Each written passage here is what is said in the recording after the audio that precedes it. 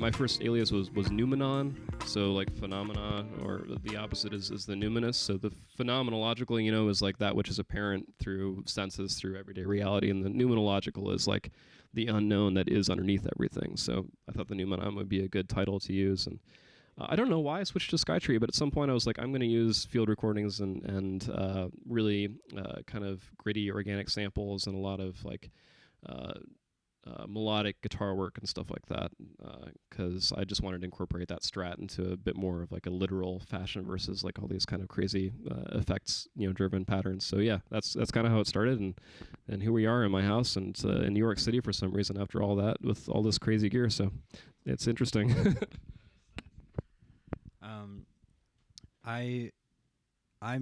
I kind of started out like you, like with heavy, like with metal, but like when I was in high school, I was into like new metal and stuff. I don't know, it's kind of embarrassing now, but there's some good stuff that came out of that.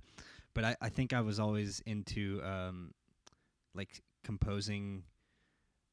I had a Boss 8-track, like a BR 1180 it was called, and I think I just got it instantly, and I was like, all right, I would just layer like 4 guitars as though there were 4 guitarists, and they were like borderline heavy, but I didn't really know what it was to be heavy at that time. I was kind of just like mimicking what I thought these new metal people were doing, so it's kind of embarrassing.